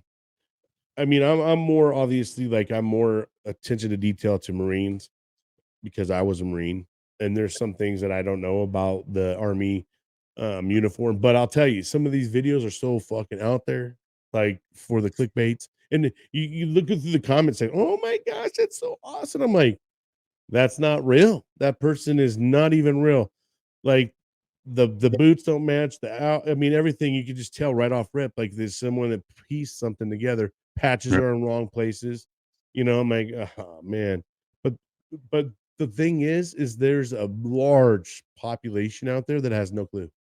They Yeah, it's just see true. a uniform and it looks like a touching moment. Oh my gosh, they're seeing their baby for the first time, and it's and sometimes it's not even real, man. It's just like that part takes away from the people that legit come home, have those moments. And you have so many other fake people out there. That's the hard thing about ever trying to figure out whether things are real or fake. And you got to make sure you do your own independent research on a lot of this stuff, is because there's a lot of fake out there that will debunk real, and there's a Yeah, lot of real that will debunk fake. You know what I mean? yeah, yeah. And you know, it kind of infuriates me, you know, when people do it, especially when they're doing it to get a discount. It's like Yeah. you're trying to save $1.50. Like Like our discount is not worth it to you. Like half the time, 10% off of $1 is nothing. You know what I mean? Like yeah, we're not half, even 10% sometimes. I mean, come on. It's yeah, like these people think that we're getting a pass at life, I know. like by having this. Like, I assure you, dude, you don't want this pass. You know what I mean? Like, unless And you half can the deal time, with everything that comes with it. I don't even like ask, you know, No, yeah. and you know, there's a lot of times like because you know, I'm not that type of person, you know. I mean, yeah, if it's a massive like discount where I'm buying, you know, I don't even know, like what would be worth it, where I'm saving myself more than $1.50. Like, Yeah, I'd rather just pay it forward. Like, hey, apply that to the next person's meal or something. You know what I mean? Yeah. Whatever. Like, it's not a big deal to me either. Unless Yeah. it is Veterans Day or something and everybody else is getting their free meal. I'm like, fuck it, I'm getting mine too. Yeah, you gotta go down to Chili's and get yourself a Bacon hamburger. ribs, some half baby, half the slab. Yeah. Yeah. And, I mean, it's one of those things that I think a lot of people need to um, just keep in mind, because it is offensive for the people that actually put their time and effort into being a part of the military. That's why it's so offensive to military members. And it degrades any work that we've put in, being in the military. And I'll be honest with you, bro. It's something that you had to earn. It was a Mm. title that you had to earn. I mean, I know I did, and I went through a lot to go do that. And I don't like to see someone take credit for something they didn't do. I Yeah. just don't like that in general.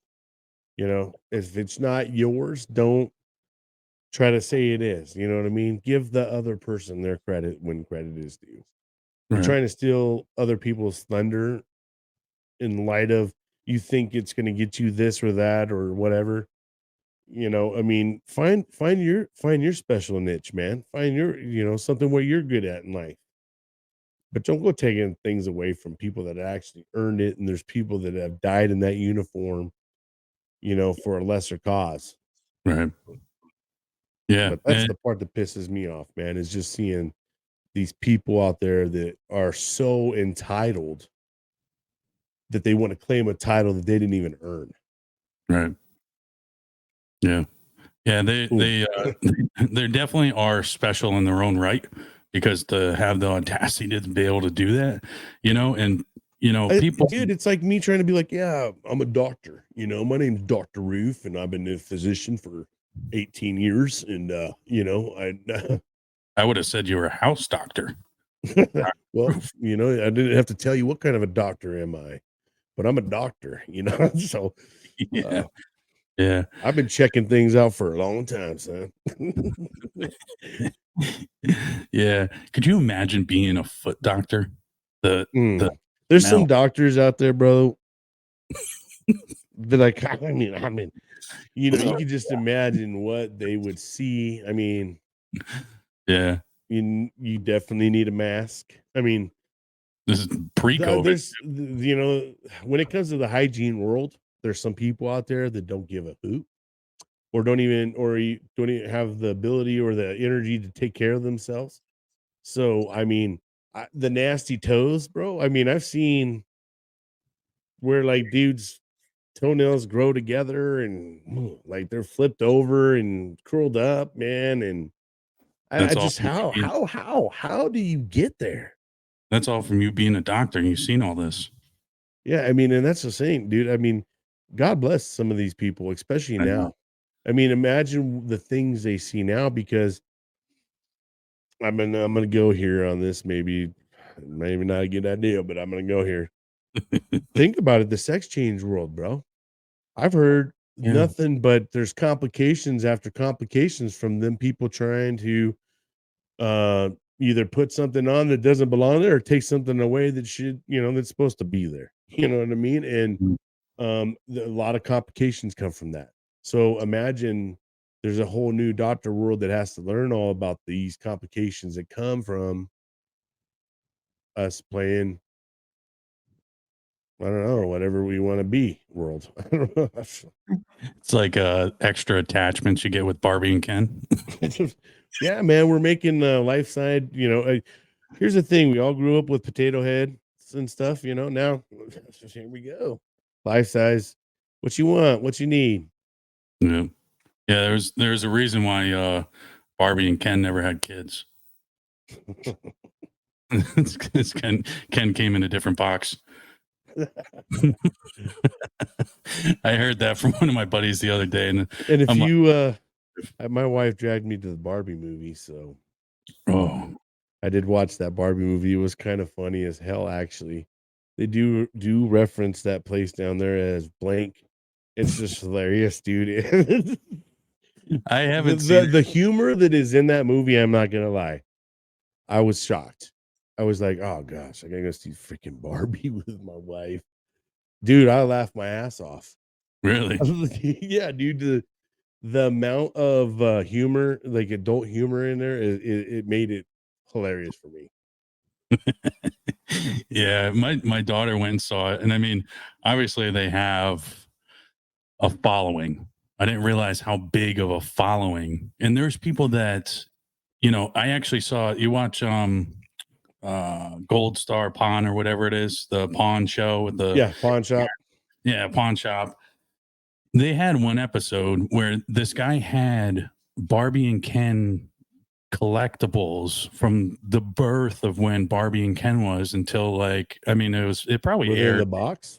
They were in the box, Oh yeah. but it was maybe like probably a couple years ago, 3 years ago, 4 years ago. I saw this episode and I never forgot about it because it was one of those immense, like big collections. And I'm just kind of like, I did not realize how much of a following like it does have. And it's one of those things, like it's not just kids, there's adults and some of them, they're smart with it. They're just collectors. But this guy was like dressed like Ken, and almost played the part.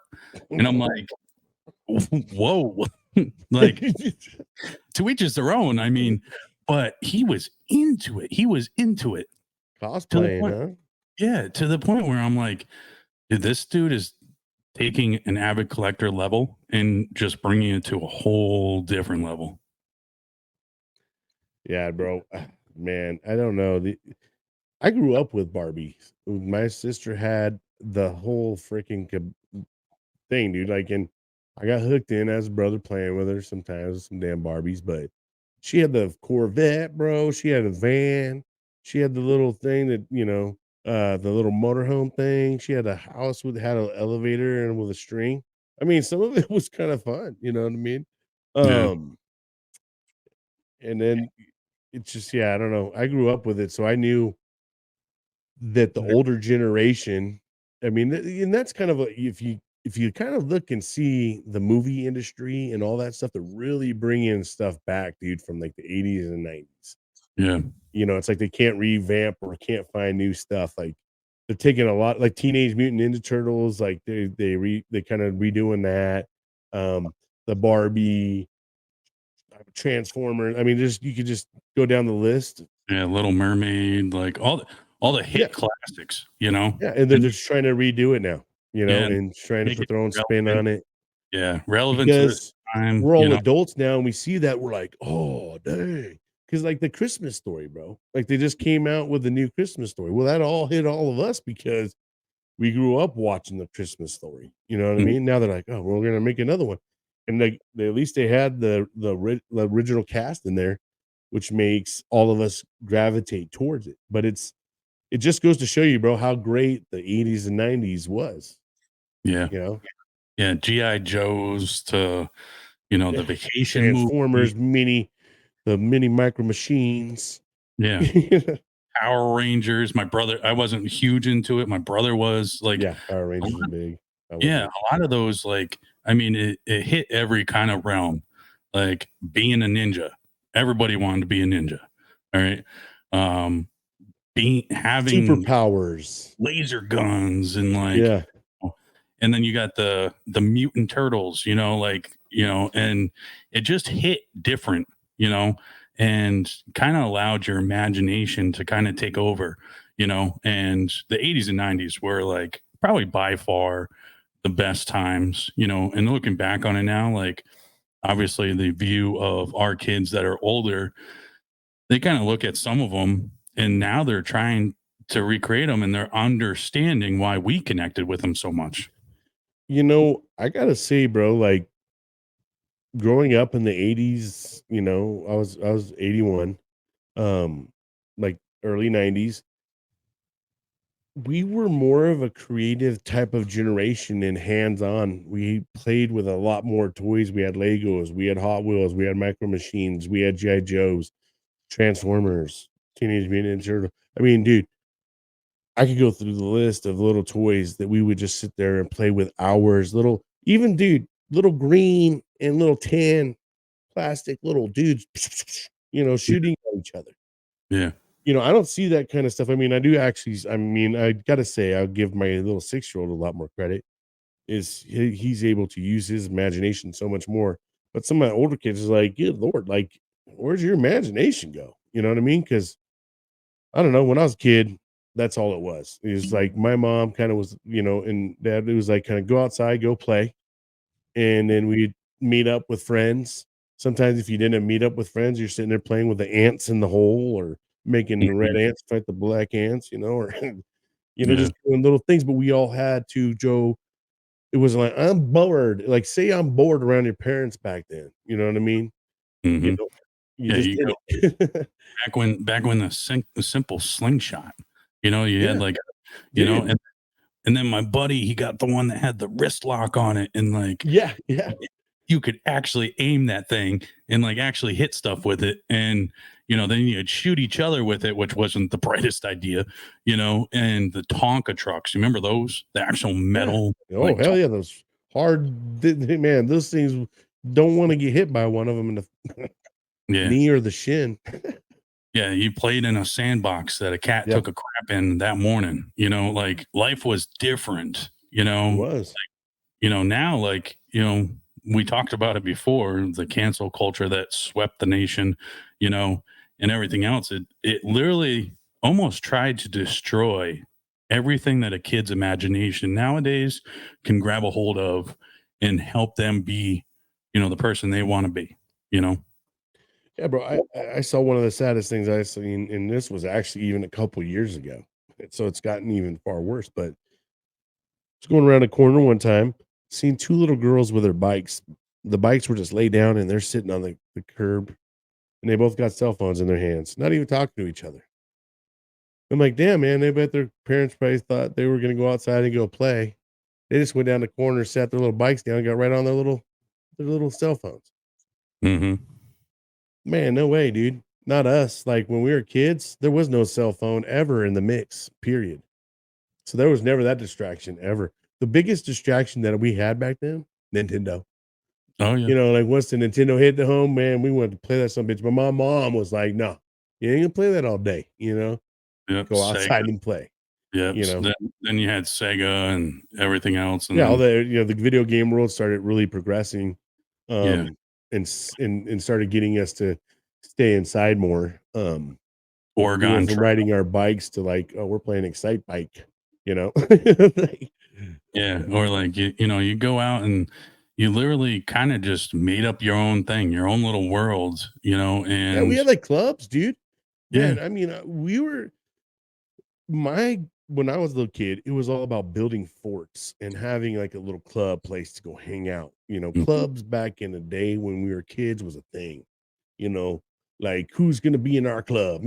Like and what's our club name? And we're gonna make a little place that we all hang out. No girls allowed in this place. yeah, Like the He-Man woman haters, like yeah, like it just little man. I mean, the world was different, bro, and it's interesting to see what's going to translate from everything how it's come because um the realm of creativity's taken a different turn, like it's gone yeah, more into the technical term where people sit behind a desk and they get creative and make creativity through videos and that mhm, thing, versus our creativity was over there digging, a hole and then putting boards over it and then get some weeds and putting the weeds over there and then going under and then fucking collapsing on us and like yeah, just yeah, the fun times, bro. Go in, look like we just like mom's like, gosh dang, take all your clothes off before you come in the house.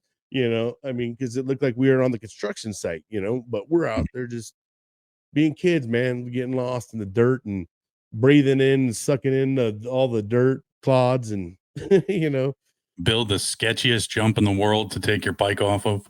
Oh yeah, dude, and talking about smashing your nuts right on the bar, you know what I mean? Because you made the too big of a jump that just goes straight up, and then your ass is like, oh my gosh, and then you land right on the freaking bars. Tell me no, bro. Every Yeah. motherfucker back in the day that ever did a jump had to land on their nuts at least one time on that bar. I mean, Oh, dude. Yeah, it was definitely, I mean, I look back and I remember one time, you had, so where I lived at the time, there was one street light left before you go up the hill to my house. If that street light came on, I could see up the hill to my mom standing and waiting. I had to be past that street light, and I didn't know when it turned on. Like it's on a sensor, so like I remember like I was skateboarding with my buddies. We had like, we make these like little rails that, weren't really anything, but we thought we were skateboarders. We thought, we were doing it. We're like Tony Hawk. And I didn't make it past that street light one day. And that skateboard ended up in two pieces. It was one of those hard lessons, like yeah. you do that nowadays. People will be like, oh, DCF. And it's like, no, it like teaches kids a lesson, I mean, granted, that was a pretty awesome skateboard. I'm not going to lie, but at the same time, like, it teaches discipline, and a lot of people, and I think society as a whole have gone away from actually being a parent. Not everybody, but, there's a lot of people that if you're going to have a kid, raise them how like how you think a kid should be raised, use your intelligence, I mean, you can take it too far, but at the same time, don't expect somebody else to raise your kid. See, and here's my translation. Discipline, which there's a healthy way of disciplining your kids, but in finding the healthy way to discipline your kids creates a conscience. So when he goes out or she goes out into the world, she has a conscience now, or he has a conscience because you've disciplined them, you've taught them, you've created that world for them. Mm-hmm. But once we stop disciplining our kids, stop correcting them, stop, punishing them if they, did something wrong, they're going to go on the world not realizing that there's all these consequences to their actions, good or bad. You know what I mean? Yeah. And so disciplining your kid isn't necessarily a bad thing. And I know sometimes we have that guilt, like, oh my gosh. At the end of the day, your kids are going to love and respect you way more when you've been sitting there harder on them, because you know what, they grow up one day and they fucking bling and it just hits them and they're like, oh my gosh, no wonder why they were that way. No wonder why they did this. Or they'll be like, wow, mom or dad is a piece of shit, man. Now I'm a parent and now I see what the hell, they were messing up all along, Yeah. But we all grow up and we all grow into our own person at some point in time, so the more that you love and discipline your kids in a healthy manner, they'll grow up and be able to respect that, and they'll be able to look that and want to replicate that too, and want to build that for their kids. So they want their kid to grow up and be a good person to the society, right? I mean, I would hope that that's everybody's goal, is to have kids, and my kids are going to give to society, not take from it. Right. And I think that we all should go in, hopefully, having kids and with that mentality. Yeah. Yeah. I mean, don't be like Ava. The friendships are strong. Her hips are strong, bro. I mean, Yeah. the gallop. I mean, you got to realize she's building up a muscle that probably a lot of us don't got. Yeah. Galloping, I mean, that's a whole nother. I mean, just get with it, like, I It is a real competitive sport, like any. I don't know, Ava. I think I can take you. Yeah, I used to ride those a lot when I was a kid. So yeah, I think I'm halfway experienced now that I'm looking at it. I think I can. If they, if I had an application, if they were going to ask me if I'm experienced, I'd say, yeah, I am. Do you think they get together and go trail riding? Oh yeah. Oh, I imagine. It just like, they probably have random places like in like. It's like horse parkour. It really is. It's like parkour, but on a stick horse. And do they get mad at each other? Like if they see one of theirs, like what if it's on accidentally laying on the ground or something? Does what when in that world would that just flip someone out? Like, oh my gosh, you're mistreating your pony, Do the your stick pony. What do they do even the call those things, bro? st- stick pony? Stick ponies? Stick pony? All right, I all mean, right. we saw multiple different versions of them. Some of them, were I would have want one that was more authentic. I was very much in agreement with that video. Like I was like, yeah, yeah. As like, yeah, that's trash. Yeah, that's a good yeah, one. yeah. Yeah. Well, if you look at them, I'm going to play it again because I Yeah, want dude. I wanted you to look at it. The ones that they say are bullshit have training wheels on them. This is a work of art. This is bullshit. This is a work of art. This is bullshit. This is a work of art. But this is bullshit. Dude, the training wheels. It- I mean, it- I guess I didn't really pay attention to those before, but come on, man. They got It's some training wheels on the things now. I mean, that's that okay. That right there. you got to start off. I'm not experienced with the wheels. You got to start off slow, man. You don't want to hurt yourself. You know what I mean? You could. It's such an intense competitive sport. So I have a question. Yeah. I mean, are you more advanced if you have the wheels or without the wheels? I mean, what do you think like the veterans out there, like the ones that have been doing it a while, do they got wheels or no wheels? Or does the wheels play a certain time? Or place? maybe they can ride the stick horse on the wheels, no feet on the ground. I mean, the sky's the limit. Depending I'll on tell you what, that's taking it next level. I mean, if if they found that way to ride that horse without could you, dude? with Could the you? legs up, oh You my gosh. remember the Heelys that got the wheels on them? Yeah, yeah, yeah. You just lean back on that training wheel on that horse. You're good to go, man. There's no galloping. Smooth sailing. You know what, dude? That almost starts to sound like I would want one after a while. Like if I could really ride that son of a gun, Get going. Yeah, I dude, every single time I see those videos, I think that what they got to do too is they got to make the wheels kind of off balance to give you that Yeah. gallop. You know what I mean? yeah, get with it. A realistic What hobby if horse. we came up with our own, and we just all of a sudden patent one, and everybody's just like, "Wow, that is the best stick horse ever." with possible removable training wheels. Absolutely. See, and then you can, hey, here's your phase 1 wheels, phase 2 wheels, you know what I mean? And then you get more of that trance on it. We would literally be reinventing the wheel because it wouldn't be completely Dude, round. and I didn't see any of them have a saddle, No. like a built-in saddle for them to like comfortably sit on it. I think that if you put in a little bit of a saddle, bro, that's next level. Well, I don't know if you noticed. I don't know if it is attached to the horse or attached to her. Who actually has the tail? I'm being dead serious. So, Okay, so I've never seen one with a tail. and that's the No. thing is, I think she is wearing the tail. I think she is wearing the tail.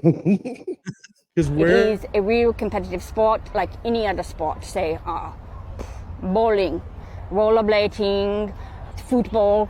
Some people try to understand. Did you see she it? back does then? have a tail on her stick. She does have a tail. She made it fuzzy at the end, dude. I don't know if it's on the stick or she's actually wearing it. We're gonna have to get another. The friendships are strong. Dude, that's that one. Now it's kind of hanging over the stick. I think it's part of her suit. I do think so too. Now is that a requirement? Like, that's part of the judgment. Yeah, maybe it's a certain level of hobby horsing. Man, I'm definitely gonna have to look a little bit further into this. What level? At what degree, at what level do they take it? Do they go through and do the whole show of like, your pony's hair has the best braid in it. You know what I mean? Or Best in class. I can't, man. This is what I'm saying. When you break it down into like actually, imagine being the commentator for it. You know what I mean? And just Barbara being doing very well. wow, she took that in stride. Unparalleled form. Yeah, it's dude, man. I tell you, and like I harp on it because it just brings me such joy when I see these videos and how Instant laugh, bro. Instant smile immediately. and I can't for the life of me get this other video up and going, which is kind of annoying because it actually shows like they has somebody sitting on a porch with their leg in a cast, a video of their hand all busted up, and it shows like them the point of view POV of actually riding the hobby horse through the backyard. And the jumps are like with broomsticks, crossed, against like a fire pit. And like, I mean, could you imagine bringing it to the level you jump fire? I mean, seriously. I mean, they have no idea what level we could bring it to. Oh, I know, man. Like, hey, you got to trot along a thing of coal about 6 feet, worth of coal. Just trot right down it. Yeah, man. We'll take that to another level. Well, we certainly would. We could actually come up with a whole closed Facebook club of extreme combat stick horse. You know what I mean? Like Colonel Custard and his clan. And then start jousting too. We have jousting with the sticks. Like, oh my god, dude. Do you start doing jousting, bro, with the horse sticks? Do you make the noises like of the horse? Yeah, or I think so. I mean, that just brings more authenticity, We could bring that lady. I don't know. She looked like she was kind of embodying the horse as she's riding it. So it's like she's part rider, part horse. Yeah, it's her spirit animal. Yeah, she's definitely embodying it. Yeah. It's definitely taken off. And maybe in the Olympics soon, probably.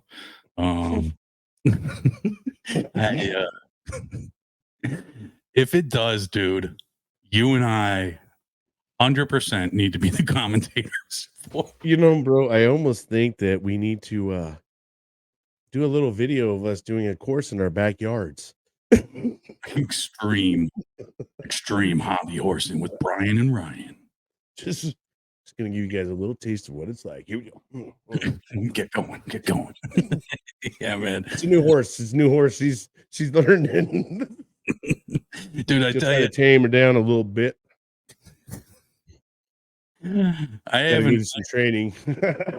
I'm starting to sweat, man. I'm laughing about this. I'm like literally sweating right now. Oh man, I can't get enough of this stuff. Well, I'll tell you, man, it's always a pleasure talking with you. And we've talked before about coming up with Brian and Ryan kind of episode things. We may be launching something soon, and I'm looking forward to it. You and I can go down any rabbit hole possible. Oh yeah, we have fun with it. Dude, we literally just talked about from hobby horsing to aliens. This was a good season 3 episode, man. AI, dude, I tell you, this episode, nobody has any clue like what they're about to be in for. Yeah, right. They're gonna start watching this thing. This episode, I didn't really think this was gonna go that way. Dude, we started off so serious, and by the time people listen to this episode now, and how far we've got into it, they're going to be like, and the ones that cut out like 2 minutes into it are going to regret it. You know what I mean? I know. And the hobby, we may end up getting like a fan group from like the hobby horsing. Like, do you think you tell us more about it? Because you know what, man, I guarantee, dude, we start tapping into that, bro. There's probably a whole Facebook groups dedicated to it and everything, man. Dude, could you imagine, for the podcast, we got sponsors from hobby horses. We're all playing little clips of little I'd like to thank Enjoy my our hobby today. with her greatest horse pull stick. Oh man. Well, please take a moment right now if you got any shout outs to give, and we're going to wrap things up. I appreciate you. Hey man, I appreciate you having me on, dude, and it's always a great time hanging out with you, and I really appreciate you taking the time to let me talk, man, and I had a great time. And shout outs, I just you know what? I don't know if there's enough time for all the shout outs that I would give, because there's so many people out there that I love and appreciate. But first and foremost, man, just to everybody out there, don't let the day get the best of you. Make sure you're out there getting the best out of your day.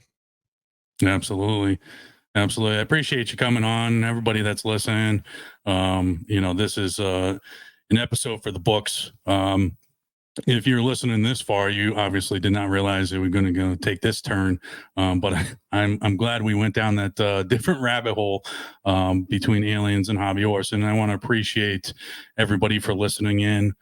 Brian for coming on. Everybody go give Every Day's a Saturday USMC Veteran podcast a like and a follow. Hit that subscribe, like and follow Everlasting Veteran. And I appreciate Rockin' Frenchies partnered with Everlasting Veteran to help provide service dogs to veteran. Everybody, this is Ryan Landry with Everlasting Veteran and Bryan Roof.